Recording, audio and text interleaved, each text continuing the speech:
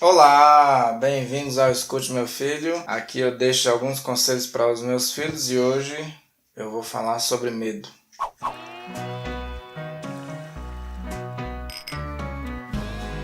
Você já deve ter ouvido falar que o medo número 1 da humanidade é falar em público e o medo número 2 é medo de cobra. E todos os medos que vêm logo abaixo, medo de cachorro, altura, todos esses medos estão relacionados à morte. E o medo número 1 de falar em público, o indivíduo ele tem medo de fazer alguma coisa que vá afastar ele do grupo e, consequentemente, levá-lo à morte. Isso vem lá dos nossos antepassados. Na natureza, a maioria dos animais, quando ele é afastado do grupo, é morte na certa. Assim, a gente pode separar o medo em dois grupos, que é o medo paralisante. Alguns animais, quando estão em perigo, eles se fingem de morto. E o segundo grupo é aquele que faz você fugir. Por isso que quando a gente está com medo, nosso rosto fica pálido. Porque o nosso sangue ele vai para os membros inferiores, né? Para a gente correr.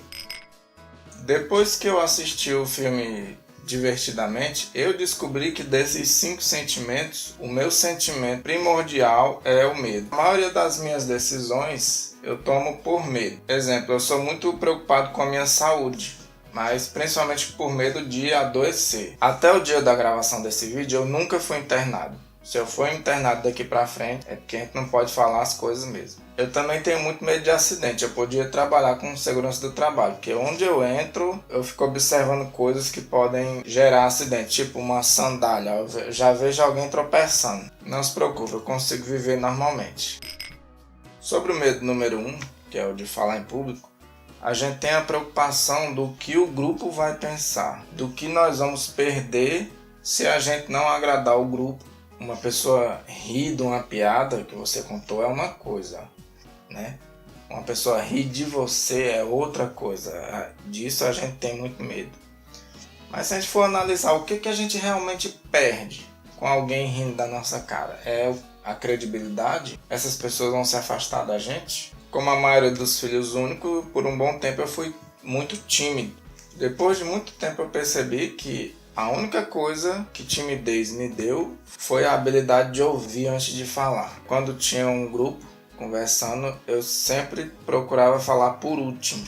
Eu ouvia todas as falas, formulava o meu pensamento com início, meio e fim e depois falava. Eu ouvi uma coisa bastante interessante do Afonso Solano, que ele fala assim: a gente sempre tem a impressão de que a gente vive num pódio e que todos os olhos estão virados para a gente o tempo todo, o que não é verdade. As pessoas estão cada um cuidando das suas vidas, mas todas têm essa mesma impressão. E uma coisa que eu aprendi, que o Afonso fala também, é quando você está numa situação de vergonha, você tem que ser a primeira pessoa a rir de si mesmo. Por exemplo, você tropeçou, você, opa rapaz, quase cai aqui. Se você tropeçar e fizer de tudo para esconder, é pior. Uma vez eu estava na sala de aula, né? E aí meu sapato resolveu descolar e virar um bico de papo. Primeira coisa que eu fiz quando eu entrei na sala foi: gente, não reparem no meu sapato que descolou tudo aqui. E pronto. Acabei com a piada ali. Se eu ficasse tentando esconder, pessoas iam reparar, iam cochichar, iam começar a rir, entendeu? Sobre o medo da morte, que faz a gente fugir, uma das maneiras que o nosso organismo encontra da gente fugir é desmaiar. E eu já desmaiei muito. A última vez que eu desmaiei, eu tava fazendo exame de olho, que você prende o queixo aqui, e aí vem um aparelho e toca no seu olho. Não é na parte branca que você bota o dedo, é na íris. Aí na hora que tocou, que eu senti, eu já dormi ali mesmo. Minha esposa estava grávida e teve que me segurar junto com a médica. Pois é. Antes disso, fui levar minha filha no dentista, né? Pra tirar o dente. Fui lá dar uma força pra criança, né? Porque é um medo de todo mundo. Eu tenho medo de dentista. Já segurei a mão de um dentista e ele não gostou, não. Ficou zangado. Então vou lá dar uma força pra minha filha. E tava quase caindo. A menina só botou o dedo assim, ele caiu. Mas na hora que eu vi o sangue, tá lá o corpo estendido no chão. Tentei, né? Antes disso eu já desmaiei torcendo o pé, fugindo de vaca. Desmaiei 2 vezes assistindo filme, aquele Silent Hill e aquele 127 horas que o cara prende o braço. Queria ser mais forte, né? Sempre que eu ia tirar sangue para fazer exame era um tormento. E uma maneira que eu encontrei de superar isso foi começar a olhar. Algumas vezes que eu fui tirar sangue para começar um novo trabalho, uma estratégia que eu usava era pensa no dinheiro, pensa no dinheiro. E aí eu consegui. Mas mesmo assim, em alguns eventos eu continuava desmaiando, como esse do exame de olho, né? Mas, agora chegou a minha vez de me achar. Eu assisti um parto. Eu assisti o parto do meu filho. Fui lá, tomei coragem. E aí eu descobri que quando é por outra pessoa, a minha coragem aumenta. Meu altruísmo me ajuda.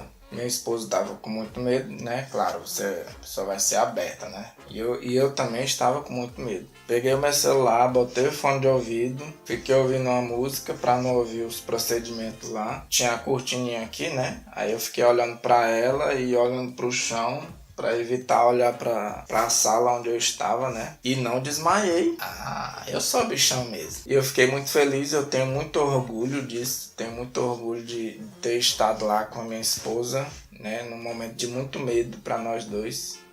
E assim que meu filho saiu, eu vi, e foi muito emocionante, eu chorei na hora. E fiquei muito orgulhoso de ter superado esse medo. Não só por mim, né? Mas por ela também. Ter coragem é isso. É ir com medo mesmo pelas pessoas que a gente ama. Ou por qualquer outra pessoa que precise. Então é isso. Veja aí alguma estratégia que você pode encontrar para superar os seus medos. Não tenha medo de apertar esses botões aí. Também não tenha medo de deixar o seu comentário e dar alguma sugestão. Eu te aguardo no próximo vídeo. Até mais.